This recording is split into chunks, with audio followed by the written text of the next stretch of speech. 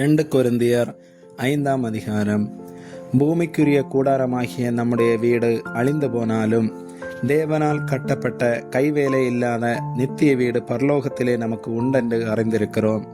ஏனெனில் இந்த கூடாரத்திலே நாம் தவித்து நம்முடைய பரம வாசஸ்தலத்தை தரித்து கொள்ள மிகவும் வாஞ்சையுள்ளவர்களாயிருக்கிறோம்.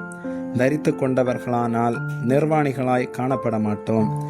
இந்த கூடாரத்தில் இருக்கிற நாம் பாரம் சுமந்து தவிக்கிறோம். இந்த போர்வையை களைந்து போட வேண்டும் என்று விரும்பாமல் மரணமானது ஜீவனாலே விழுங்கப்படுவதற்காக போர்வை தரித்தவர்களாய் இருக்க வேண்டும் என்று விரும்புகிறோம். இதற்கு நம்மை ஆயத்தப்படுத்துகிறவர் தேவனே. ஆவி என்னும் அச்சாரத்தை நமக்கு தந்தவரும் அவரே. நாம் தரிசித்து நடவாமல் விசுவாசித்து நடக்கிறோம். இந்த தேகத்தில் குடியிருக்கையில் கர்த்தரிடத்தில் குடியிராதவர்களாய் இருக்கிறோம் என்று அறிந்தும் எப்பொழுதும் தைரியமாய் இருக்கிறோம். நாம் தைரியமாகவே இருந்து இந்த தேகத்தை விட்டு குடிபோகவும் கர்த்தரிடத்தில் குடியிருக்கவும் அதிகமாய் விரும்புகிறோம். அது நிமித்தமே நாம் சரீரத்தில் குடியிருந்தாலும் குடியிராமற் போனாலும் அவருக்கு பிரியமானவர்களாய் இருக்க நாடுகிறோம்.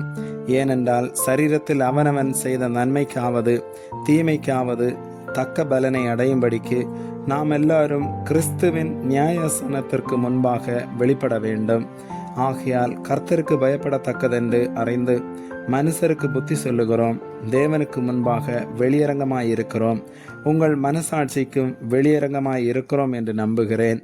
இதனாலே நாங்கள் உங்களுக்கு முன்பாக எங்களை மறுபடியும் மெச்சிக்கொள்ளாமல் இருதயத்தில் அல்ல வெளிவேசத்தில் மேன்மை பாராட்டுகிறவர்களுக்கு எதிரே எங்களை குறித்து நீங்கள் மேன்மை பாராட்டும்படிக்கு ஏது உண்டாக்குகிறோம். நாங்கள் பைத்தியம் கொண்டவர்கள் என்றால் தேவனுக்காக அப்படி இருந்தும் தெளிந்த புத்தியுள்ளவர்கள் என்றால் உங்களுக்காக அப்படி இருக்கும். கிறிஸ்துவனுடைய அன்பு எங்களை நெருக்கி ஏவுகிறது.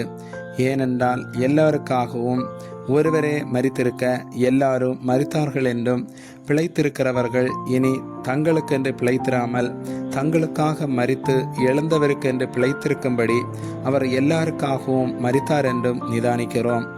ஆகையால் இது முதற்கொண்டு நாங்கள் ஒருவனையும் மாம்சத்தின்படி அறியோம்.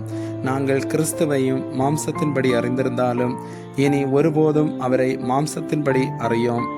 இப்படி இருக்க ஒருவன் கிறிஸ்துவுக்குள் இருந்தால் புது சிருஷ்டியாயிருக்கிறான். பழையவைகள் ஒளிந்து போயின, எல்லாம் புதிதாயின. இவையெல்லாம் தேவனாலே உண்டாயிருக்கிறது. அவர் இயேசு கிறிஸ்துவை கொண்டு நம்மை தம்மோடே ஒப்புரவாக்குதலின் ஊழியத்தை எங்களுக்கு ஒப்பு கொடுத்தார். அதென்னவெனில் தேவன் உலகத்தாருடைய பாவங்களை எண்ணாமல் கிறிஸ்துவுக்குள் அவர்களை தமக்கு ஒப்புரவாக்குதலின் உபதேசத்தை எங்களிடத்தில் ஒப்புவித்தார். ஆனபடியினாலே தேவனானவர் எங்களை கொண்டு புத்தி சொல்லுகிறது போல நாங்கள் கிறிஸ்துவுக்காக ஸ்தானாதிபதிகளாயிருந்து தேவனோட ஒப்புரவாகுங்கள் என்று கிறிஸ்துவ நிமித்தம் உங்களை வேண்டிக் கொள்ளுகிறோம். நாம் அவருக்குள் தேவனுடைய நீதியாகும்படிக்கு பாவம் அறியாத அவரை நமக்காக பாவமாக்கினார். ஆமேன்.